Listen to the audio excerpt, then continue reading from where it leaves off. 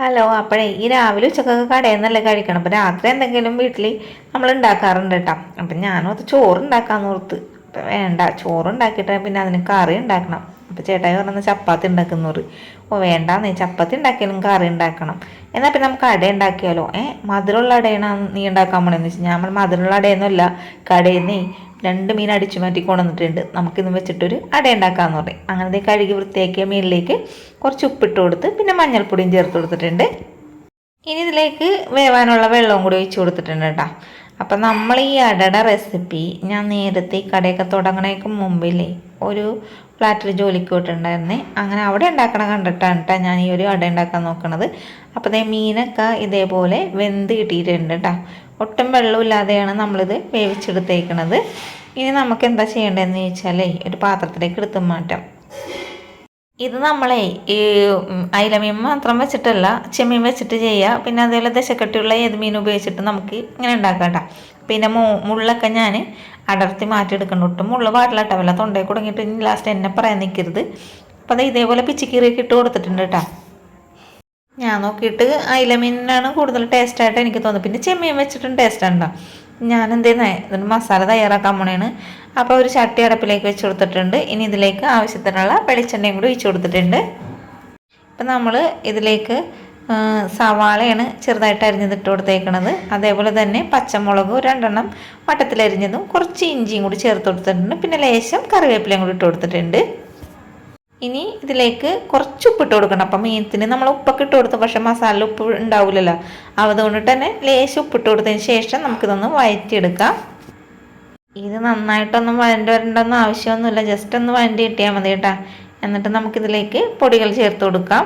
അപ്പം ഞാൻ ആദ്യം തന്നെ ഇതിലേക്ക് മുളക് പൊടിയാണ് ചേർത്ത് കൊടുക്കുന്നത്.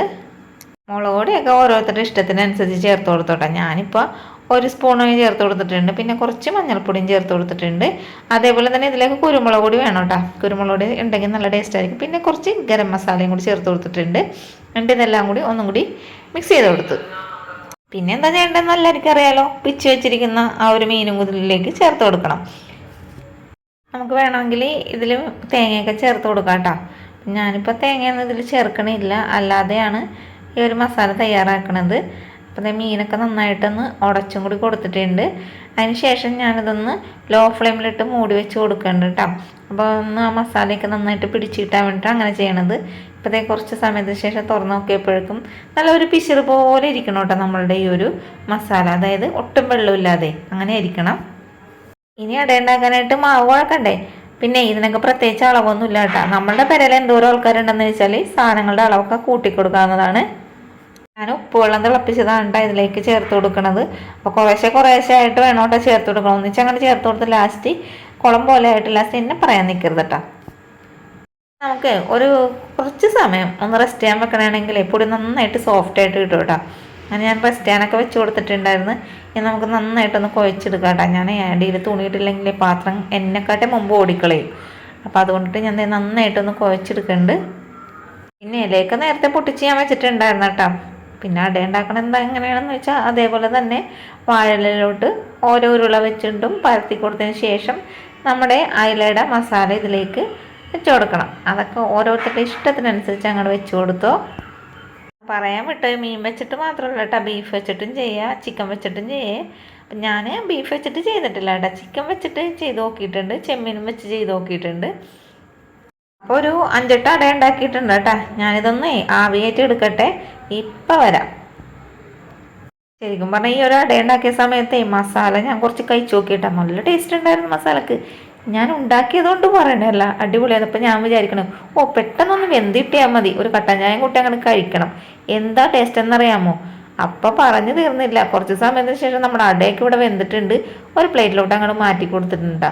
പക്ഷെ ഇങ്ങനെ പ്ലേറ്റിൽ വെച്ച് കാണിച്ചിട്ട് ഒരു കാര്യമെന്ന് എനിക്കറിയാം.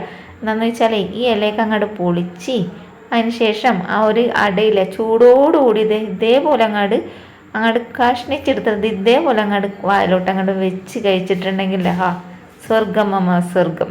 അത്രയും ടേസ്റ്റാടോ. അതിൻ്റെ കൂടെ ഞാൻ നേരത്തെ പറഞ്ഞ പോലെ ആ എരിവും ആ ചൂടും പിന്നെ ആ ഒരു കട്ടൻ ചായയും എന്താണെന്നറിയില്ല, പറഞ്ഞറിയിക്കാൻ പറ്റൂല നമുക്ക്. അപ്പോൾ വീഡിയോ ഇഷ്ടപ്പെട്ട ട്രൈ ചെയ്യാനും അതേപോലെ സപ്പോർട്ട് ചെയ്യാനും ലൈക്ക് ചെയ്യാനും കമൻറ്റ് ചെയ്യാനും മറക്കരുത്. നെക്സ്റ്റ് വീഡിയോ ഇട്ട് കാണാം. Thank you.